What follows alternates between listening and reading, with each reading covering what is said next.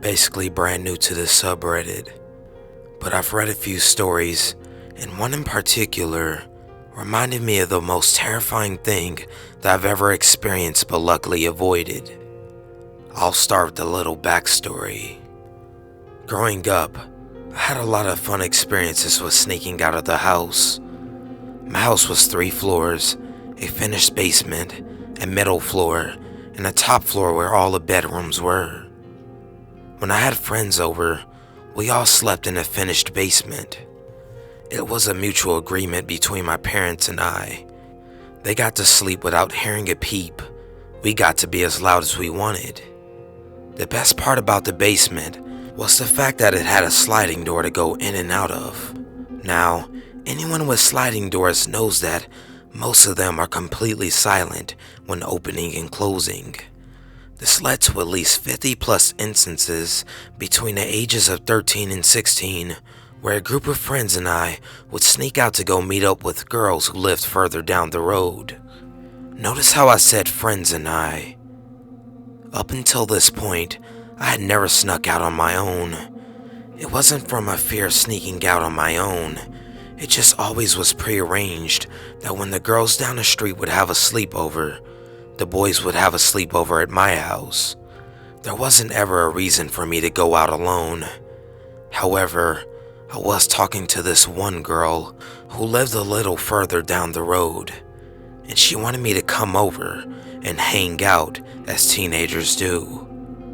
So, unconcerned, I headed out into the summer night at around 1 a.m. The route to get to this girl's house was on the same route as the other house we would always go to, so I was completely familiar with my surroundings. It was a pretty active suburban neighborhood, so even at hours that late, you'd have cars driving around. As a teenager, you didn't want to be seen walking on the side of the road that late, so if you heard a car coming or saw headlights, you would duck into the woods or dive into the nearest bushes you could find. It was a heavily wooded area, so this wasn't challenging. However, there's always one nightmarish stretch of road where there's neither a lot of woods or houses on either side, and if you don't get through that part before a car comes, you're fucked. My friends and I, being the nerds we are, named it Diagon Alley. Cut to me, happy as humanly possible, on my way to potentially get laid for the first time, walking through Diagon Alley, not paying attention. All of a sudden, a car comes approaching quick, and I run and hide behind the thin woods behind a group of trees that was hardly covering me at all. 99% of the time, the cars just go zooming by, either not seeing you or seeing you but not caring enough to do anything about it. This car stopped in front of the house that was across the street from me. Not totally out of the ordinary yet. Maybe they lived there. At this point, I didn't think they had saw me yet. After sitting there for 15 to 30 seconds, the car drove by and took a left. The reason the direction the car turned matters is because Diagon Alley was part of a large circular neighborhood of houses. Where this strange car took a left would eventually loop him or her right back to my location. Knowing this, and not wanting to be caught in the street, I stayed in my position. Sure enough, no more than a minute later, the car came back. This time when it parked, it shined its headlights directly at me. I stood there in complete fear, not knowing what to do. A minute passes with the headlights on me, and the car proceeds to turn left and go around the circle again. Now I'm thinking that it's time to make my way out of the woods and get the fuck out of there. But as I'm on the edge of the woods and about to hit the road, I hear the car coming and duck back into the woods, trying to find the best spot to hide. This time, the car parks in the same spot as the first time it approached. The driver sat there for what felt like 10 or 15 minutes, and I was as frozen as ice. paralyzed with fear. The engine turns off, and I hear the car door open. This is where the frozen with fear thing subsides, and fight or flight mode sets in. I booked it out of the woods down the street as fast as I ever run before. It almost felt inhuman. Instead of pursuing me on foot, the person hopped back in their car and tried to chase me that way. Luckily, I ran up and over a hill and immediately ducked into a driveway and rolled underneath a car that was parked a little out of eyeshot. The act of me going over the hill caused me to be out of sight long enough for the person to lose my position completely. For the driver, that wasn't the end though. They weren't satisfied. The car drove around the big circular road for 45 minutes looking for me. Just going around and around and around very slowly. Finally, the car eventually disappeared. I waited an additional 15 or 20 minutes to make sure the car wasn't just trying to bait me to come out. I took a completely different way back home. I only told my guy friends who used to sneak out with me about it. Never my parents, never any of the girls, nobody. My friends thought it could have been the police, but there's no way that's the case. They would have flickered the lights on, yelled at me that I was breaking the law, anything.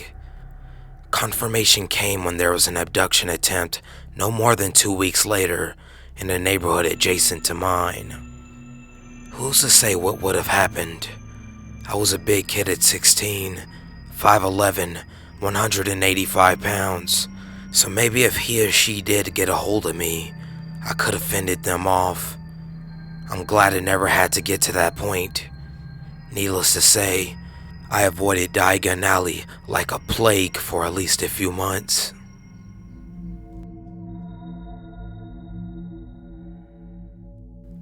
I'm a 20-year-old female, and I was recently talking to my mom about a family member of mine that we had cut off contact with. During this conversation, my mom told me something that she had wanted to keep hidden from me. I was almost kidnapped.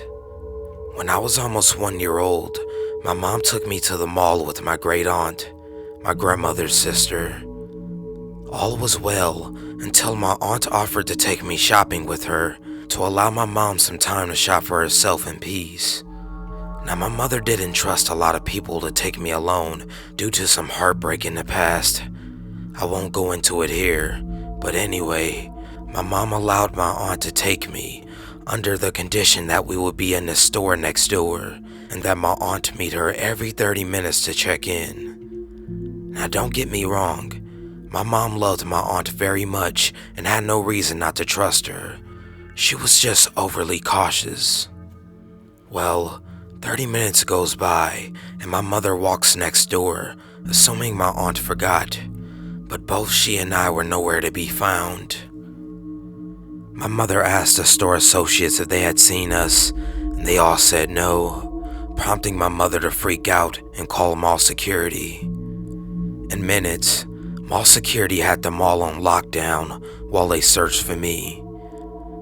In the end, I was found in the store's back room with my aunt trying to find some way to sneak out. My mom took me away from her, and she took me home. My mom never pressed charges, but got a restraining order against her. We never saw her until a few years later after the incident, because she had moved to Florida with my other great aunt Casey. Unfortunately, my aunt Casey was found dead a few years back after my aunt was living with her. Foul play was suspected, but my aunt was never found to question and is still free somewhere. My mom lives in constant guilt over her internal debate over not pressing charges 19 years ago. She feels that if she had, maybe she could have prevented my aunt Casey's death.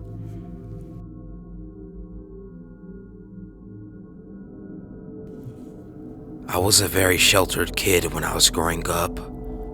My mom was your standard helicopter parent, but my father, usually had a little more finesse about letting me think I had more freedom, even if he was still keeping an eye on me. My mom worked a standard 9 to 5 at the time, but my father was self-employed, so he usually arranged his hours to be home when I got back from school.